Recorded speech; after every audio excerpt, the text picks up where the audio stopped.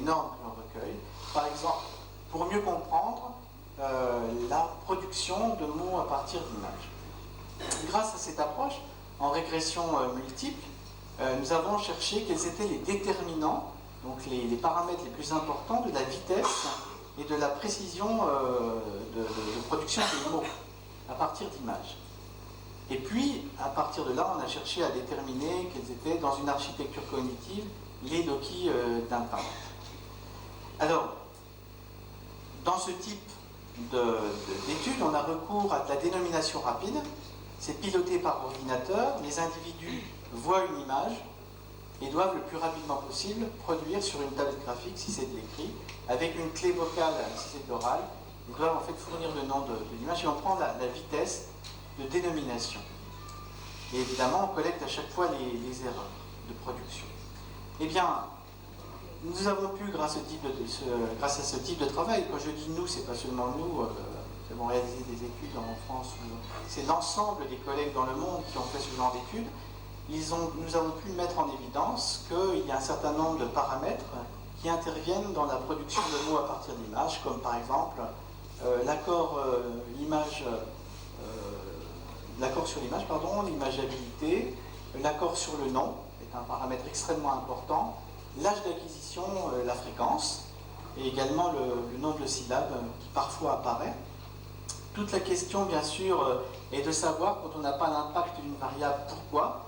Ce qui a été le cas, par exemple, dans une étude de 2002, nous avions en fait étudié la production à l'oral, la production à l'écrite, et nous avions montré en fait que les mêmes paramètres intervenaient dans les deux, et avec à peu près le même poids. Ceci étant, nous n'avions pas d'effet de fréquence à l'époque, et vous voyez, quand on n'a pas un effet, c'est toujours difficile de discuter une absence d'effet. Et dans cette étude, nous n'avions pas d'effet de la fréquence objective. Eh bien, nous avons, grâce à des études subséquentes, utilisé d'autres normes de fréquence et pu mettre en évidence que les deux paramètres, fréquence et âge d'acquisition, jouaient. Donc quand on n'a pas l'impact d'un paramètre, alors qu'il est hautement attendu, il faut en fait se méfier des conclusions hâtives en disant en fait c'est parce qu'il joue pas. Mais ça, on peut le savoir uniquement si on a des normes, et si par exemple on a des normes qui sont effectivement valides. Si les normes sont mal fichues, on peut très bien ne pas observer l'impact d'un paramètre juste parce que la norme n'est pas très bien conçue. Alors, les études de régression multiple pour saisir les paramètres qui sont en jeu dans la production verbale sont encore d'actualité. Nous avons fait ça en russe, par exemple, en 2013, vous voyez, et nous avons pu mettre en évidence que, comme dans les études précédentes, eh bien, il y a un impact très fort de l'accord non-image, de l'accord sur l'image, de la fréquence objective et aussi de l'imageabilité. Alors, si on passe maintenant aux actions, très rapidement, je vais aller plus vite, eh bien les études normatives qui ont été réalisées cette fois non plus sur des objets, mais sur des actions, ont pu révéler en fait que, par exemple, il y a des différences entre les actions et les objets sur l'accord non-image. C'est-à-dire que pour les objets, il y a beaucoup plus de consensus sur les noms que sur les images. Pour les images, vous voyez les distributions, en fait, il y a plus de variabilité dans la façon de référer à une action. Mais par contre, en ce qui concerne les déterminants de la vitesse de production d'action à partir de dessins d'action, d'images représentant des photos d'action, eh bien, on a les mêmes paramètres qui jouent que dans la dénomination d'objet. À savoir, là encore, on observe par exemple que l'accord sur l'image, l'accord sur le non-image, de même que l'âge d'acquisition, jouent sur les vitesses de dénomination. Alors, sur les noms propres, cette fois, sur les noms propres, eh bien, les normes peuvent être également intéressantes pour étudier la vitesse de production de noms propres. C'est-à-dire, combien de temps vous allez prendre pour donner le nom associé à cette célébrité, Édouard Balladur. Combien de temps ça va vous prendre pour accéder au nom correspondant à cette photographie d'une célébrité, Patrick Poivre d'Arvor. Alors on peut s'intéresser à ça, mais on peut aussi s'intéresser à autre chose. Mais pour changer un petit peu, je vais me focaliser sur les mots sur le bout de la langue, parce qu'en fait, quand on a des visages, on a beaucoup plus de mots sur le bout de la langue qu'avec des noms d'objets. Eh bien, grâce au recueil de normes, on a pu identifier un certain nombre de phénomènes sur les mots sur le bout de la langue et de recurrence. Par exemple, on a observé que la fréquence subjective avait un impact sur la quantité de mots sur le bout de la langue. Par exemple, les sujets sont plus souvent en état de mots sur le bout de la langue avec Édouard Balladur parce que le nom Édouard Balladur est moins fréquent que le nom Poivre d'Arvor, Patrick Poivre d'Arvor. Il y a plus de mots sur le bout de la langue donc avec Édouard Balladur qu'avec Patrick Poivre d'Arvor. Par exemple, dans notre étude de 2008, on a pu mettre également en évidence que la manière, en fait, de se représenter mentalement une célébrité et la manière dont elle est représentée par une photo a un impact. Par exemple, Coluche, il est la plupart du temps imaginé dans cette position. Et donc, on a moins de mots sur le bout de la langue quand on présente Coluche comme ça que quand on présente, par exemple, Anelka de cette manière-là. Bon, pour moi, ça ne change rien parce qu'en fait, je ne suis pas fan de foot et donc Anelka, ça ne change rien. Mais bon, je ne suis pas en fait le seul sujet d'expérience. Hein, alors, autre paramètre dont on a pu mettre en évidence un impact, c'est l'âge d'acquisition. Alors, là aussi, on a un effet, de sorte que, par exemple, Johnny Hallyday est estimé, connu beaucoup plus tôt dans la vie, je ne sais pas si c'est une bonne chose, que la championne en natation Laure Manodou. Et donc, comme Johnny est connu plus tôt dans la vie que Laure Manodou, eh bien, on a moins de mots sur le bout de la langue sur Johnny que sur Laure Manodou. Alors, la collecte de normes, elle continue. Vous voyez, elle s'est faite en russe, elle vient de se faire en perse, elle s'est faite en russe, elle doit se faire en arabe. Il ne faudrait pas perdre de temps, parce que je suis sûr que ça va se faire dans très peu de temps. Et ce type de travail de collecte pour des normes continue, mais il y a une tendance actuelle, pour les mots en tous les cas, c'est de collecter des normes pour des quantités impressionnantes de mots. Genre 10 000 mots, voire 40 000 mots. Vous avez des chercheurs comme Kuperman qui ont pu collecter des normes pour au moins 20 000 mots sur l'imageabilité, par exemple. Donc là, c'est vraiment un travail titanesque et ça se fait vraiment avec l'aide d'outils informatiques comme les questionnaires en ligne, Amazon Technical Turk, ce genre de choses. Et puis, il y a des normes nouvelles qui émergent dans la littérature. Par exemple, nous avons en fait des normes d'interaction avec les objets. BOI, ça veut dire Body Object Interaction. C'est dans quelle mesure, à la lecture d'un mot qui renvoie un objet, vous estimez qu'il est facile d'interagir ou pas avec cet objet. Exemple, avec un ciseau, une paire de ciseaux, vous voyez en fait que c'est très facile d'interagir. On interagit très facilement avec une paire de ciseaux. Alors qu'avec un paquebot, c'est beaucoup plus difficile d'interagir avec un paquebot, avec votre corps, vous pouvez difficilement le pousser, vous le prendre. Donc c'est très limité ce que vous pouvez faire avec un paquebot, avec votre corps. Eh bien, ces normes de BOI ont un impact, par exemple, dans la reconnaissance visuelle des mots. C'est-à-dire que les mots qui ont un fort impact en BOI sont reconnus plus vite que ceux qui ont un moindre impact. Une autre variable intéressante, sur laquelle nous travaillons, d'ailleurs avec ma collègue ici présente, Aurélia Bukiska, c'est la variable SER, Sensory Experience Rating. C'est quoi? En fait, c'est le fait qu'un mot évoque plus ou moins de sensations et d'expériences sensorielles. Par exemple, fraise, c'est un mot qui évoque relativement facilement différentes sensations, gustatives, visuelles, éventuellement olfactives. Tandis que, je prends une enclume, eh bien, ça évoque moins facilement, on va dire, des sensations. Le goût d'une enclume, l'odeur d'une enclume, bon, vous voyez. Eh bien, dans le domaine de la lecture à voix haute, et dans le domaine de la reconnaissance via des mots, par exemple, via la tâche de décision lexicale, il a été montré que les mots qui étaient saturés en SER avaient, en fait, un privilège dans le traitement par rapport à ceux qui étaient moins saturés. Donc vous voyez que des normes nouvelles peuvent être proposées, il y a toujours de nouvelles découvertes à faire, toujours de nouvelles caractéristiques qui peuvent avoir un impact, mais évidemment le problème c'est que parfois il y a des normes qui ont eu un impact à un moment donné, puis on s'est rendu compte que finalement ce n'était pas aussi important que ce qu'on imaginait en prenant en considération d'autres paramètres. On verra bien ce que deviendront ces deux normes. Je vais terminer mon intervention, parce qu'il faut bien en fait un jour s'arrêter, et bon, je vais conclure sur un problème qui est important, qui est celui de la validité des normes. Alors, quand on parle de validité, on parle aussi de fidélité. Et je vais prendre un exemple pour illustrer ce problème. Alors la fidélité, je vais aller très vite parce que, en fait, ce n'est pas vraiment un problème de fidélité. La fidélité, c'est le fait que les évaluateurs s'accordent entre eux. Quand ils évaluent, alors qu'ils s'accordent entre eux, par exemple, si moi j'évalue l'âge d'acquisition de Renard, mon collègue Bernard la même chose, mon collègue Martial la même chose, et vous dans l'Assemblée la même chose.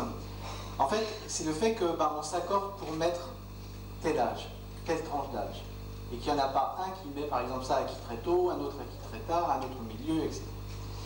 Et puis, la fidélité, c'est aussi le fait que moi je m'accorde avec moi-même. Par exemple, si j'évalue la fidélité, enfin l'âge d'acquisition d'un mot le lundi, je pense que j'ai appris renard à 2 ans, le mot renard à 2 ans. Si le vendredi je pense l'avoir appris à 18 ans, c'est que bon, je ne suis pas vraiment cohérent. Donc c'est une forme de cohérence, la fidélité. La fidélité, elle est relativement forte pour toutes les normes qu'on a vues. Et d'ailleurs, si elle n'était pas, si les normes n'étaient pas fidèles, elles ne seraient pas publiées. Parce qu'à quoi ça sert de publier des normes qui sont ultra variables? À rien, ce ne sont plus des normes. Le gros problème qui se porte, c'est que ce qui se pose, c'est la validité. C'est-à-dire qu'on peut avoir des normes pour lesquelles il y a un fort consensus, c'est le cas de l'âge d'acquisition, mais pour ces normes pour lesquelles il y a un fort consensus, une forte fidélité, on peut toujours se demander si elles mesurent bien ce qu'elles sont censées mesurer.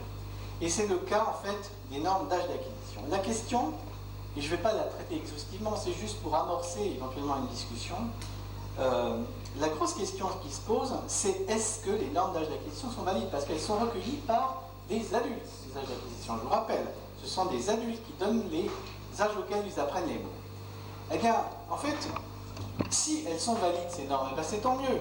C'est tant mieux pour tous ceux qui ont en fait collecté les normes, parce qu'au lieu de les jeter à la poubelle, on va pouvoir les utiliser encore.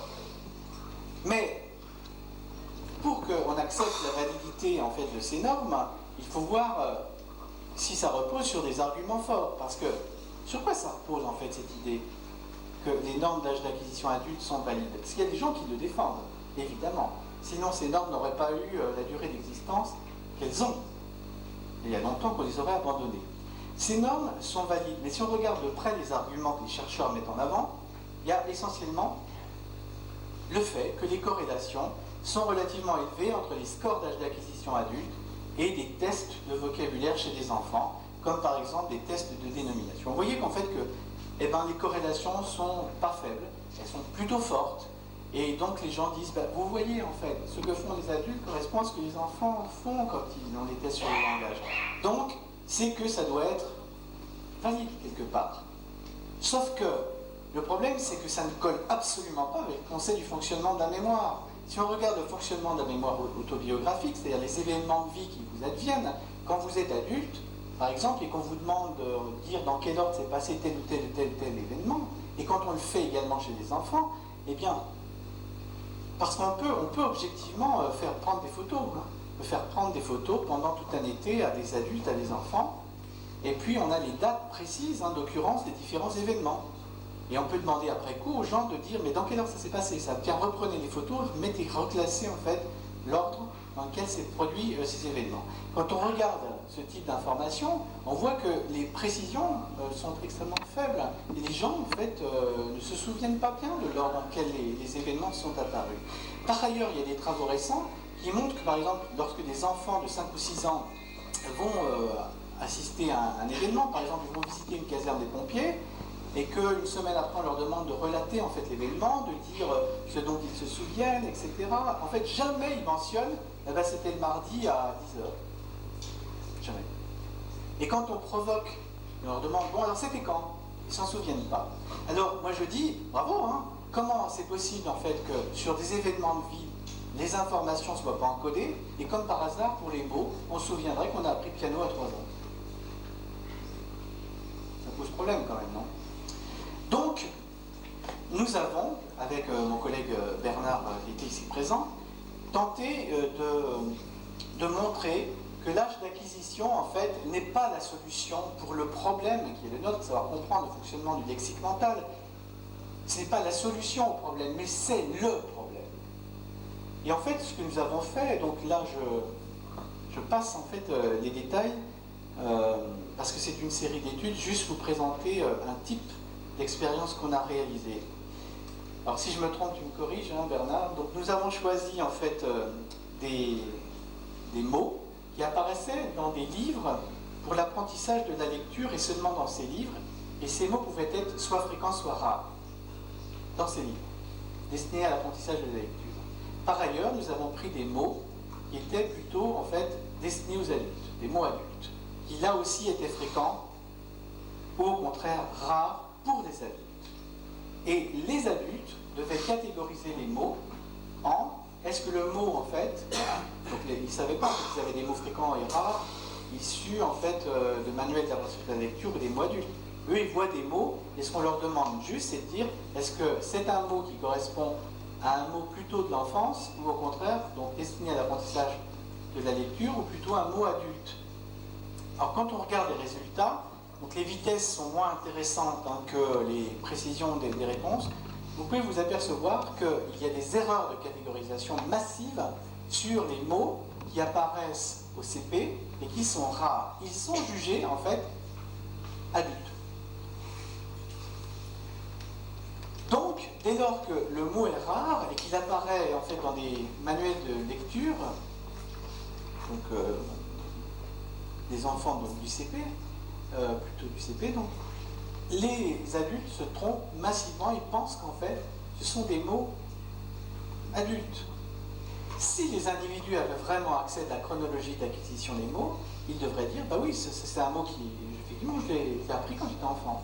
Et ils ne devraient pas dire, en fait, c'est un mot adulte.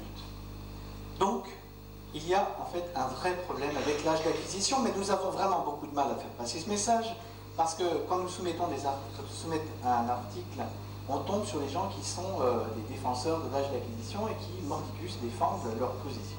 Donc on a du mal à faire entendre une position alternative, ce qui est regrettable pour une discipline comme la nôtre qui s'appelle la science, qui normalement doit être critique.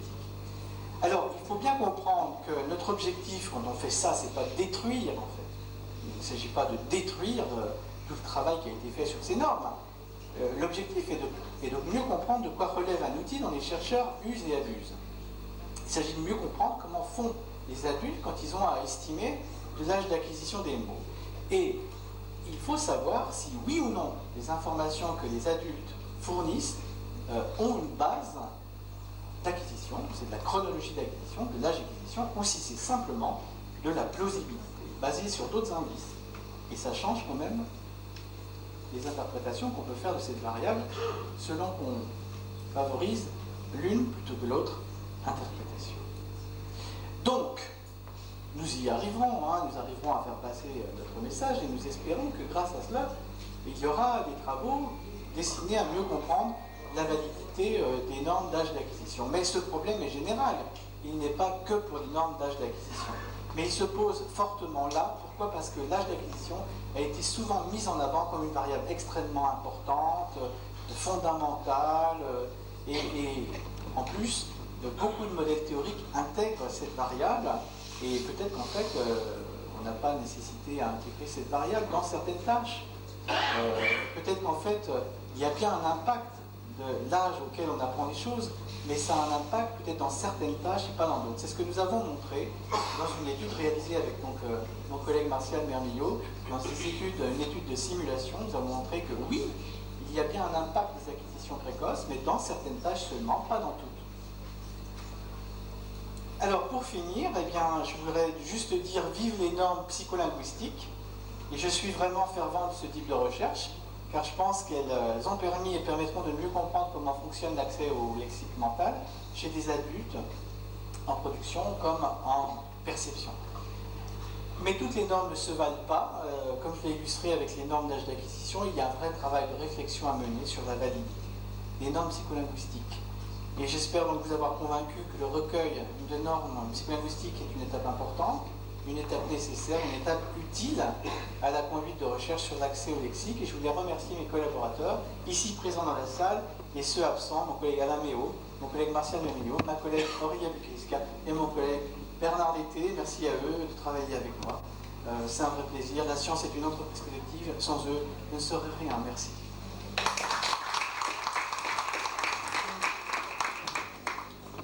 Merci, professeur Patrick Rollin, pour cette conférence très riche, très technique, mais aussi indispensable pour le développement de tout ce qui est empirique dans la recherche psycholinguistique. Donc, sans tarder, je vais céder la parole à monsieur le professeur Mohamed Ammar de l'Université de Carthage. Son travail veut mettre en valeur la racine dans l'identification des mots écrits en arabe et voir à quel point l'encodage phonologique lié à l'identification des mots écrits passe d'abord par les racines avant de faire appel au chien.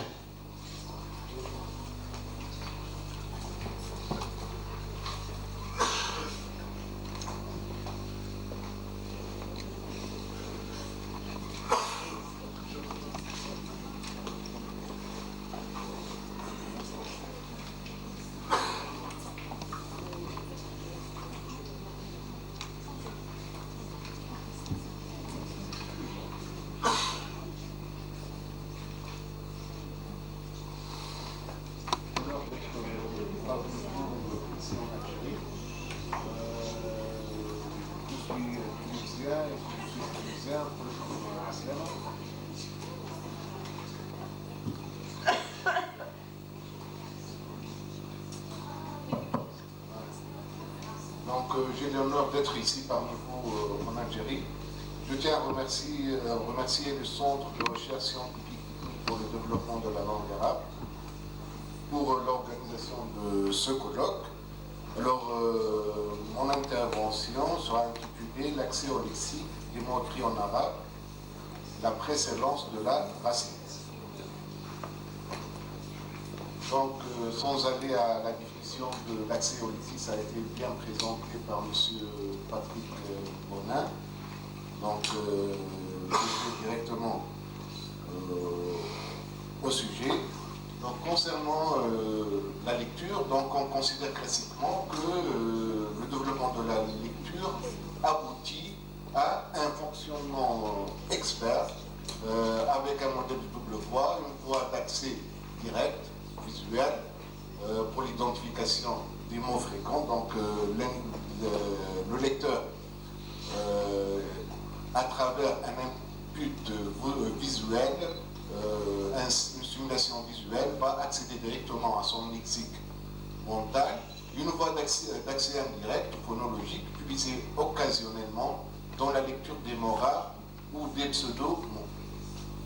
Toutefois, plusieurs données contredisent cette hypothèse et démontrent que l'assemblage phonologique n'intervient pas de manière optionnelle, mais plutôt de manière générale. Ici, on va directement au modèle de Berendt et Perfetti en 1995, qui ont obtenu des résultats sur des lecteurs experts en anglais. Ils ont expliqué qu'il faut tenir compte de la structure multilinéaire des mots, c'est-à-dire de l'existence et de l'importance de distinguer entre les voyelles et les consonnes dans la lecture des mots. Par exemple, en anglais, les mots ne supportent pas qu'une seule, ou bien les consonnes ne supportent qu'une seule prononciation. Donc, les consonnes, pour les consonnes, il n'y a qu'une seule prononciation, mais pour les voyelles, il y a une très grande variabilité. Par exemple, le A dans have et made. Donc, ce sont les voyelles qui se prononcent différemment selon le contexte linguistique et plus précisément les consonnes, qui restent invariables. Alors, au vu de cette contrainte intralexicale, ils ont fait un modèle, ils ont proposé un modèle d'assemblage phonologique en 2 cycles. Le cycle initial va porter sur les consonnes, il est rapide, il est automatique. et il s'apparente à la voix visuelle directe. Alors le second cycle, il porte sur les voyelles, il est plus lent, il est plus contrôlé, il conduit à l'identification des mots rares. Alors, vu aussi, si on revient à la langue arabe, sans peut-être un petit rappel, surtout pour nos collègues français concernant la langue arabe, donc c'est une langue du groupe sémitique auquel appartient l'hébreu, l'araméen aussi. Donc, dans l'orthographe, généralement, on a une squelette, donc c'est une écriture cursive qui peut être écrite sous deux formes, une forme vocalisée et une forme non vocalisée. Donc, la forme vocalisée est destinée aux apprentis lecteurs. Par contre, la forme non vocalisée, elle est destinée aux lecteurs débutants. Au niveau aussi de l'apparence visuelle, donc dans l'écriture, on a un squelette consonantique. Le squelette consonantique correspond à la racine du mot. Donc, cette racine, elle est ambiguë. Donc, par exemple, le mot kataba, donc on écrit uniquement les consonnes K, T et B. Ensuite, on leur ajoute des morphèmes vocaliques pour donner une précision sémantique et phonologique à ce mot. Donc, généralement, la racine consonantique, elle renvoie plutôt à un concept abstrait et qui est précisé par l'ajout des voyelles, généralement qui se fait, comme je le disais, de manière optionnelle. Donc au niveau de l'écriture, on distingue donc, le squelette consonantique qui est représenté par des lettres pleines et les morphèmes vocaliques qui sont à l'écrit sont notés à travers des signes diacritiques qui sont optionnels et moins séants visuellement. Donc ce sont des signes qui sont très petits, de très petite taille par rapport au squelette consonantique et qui sont ou bien souscrits ou bien souscrits par rapport au squelette consonantique. Une autre caractéristique de la langue arabe, à l'oral, on a le phénomène de diglossie, c'est-à-dire l'existence de deux répertoires parlés, donc l'arabe standard et l'arabe dialectal. Alors les études, donc cette diglossie, ça se trouve dans tout le monde arabe et ça varie d'une région à une autre. Alors cette variabilité phonologique, un chercheur comme Contino avait précisé depuis 1960 que cette variabilité, elle touche généralement les voyelles. Par contre, les consonnes, ils restent intacts lorsqu'on passe de l'arabe standard à l'arabe dialectal. Donc, vu ces caractéristiques, nous avons émis l'hypothèse que le modèle d'assemblage phonologique en deux cycles il s'intègre très bien avec le fonctionnement de la langue arabe. Donc notre objectif est de vérifier le rôle de la structure morphologique de la langue dans l'identification biométrique, explorer aussi le développement de la compétence en lecture en arabe et envisager un matériel d'investigation plus simple du type papier-crayon qui tient compte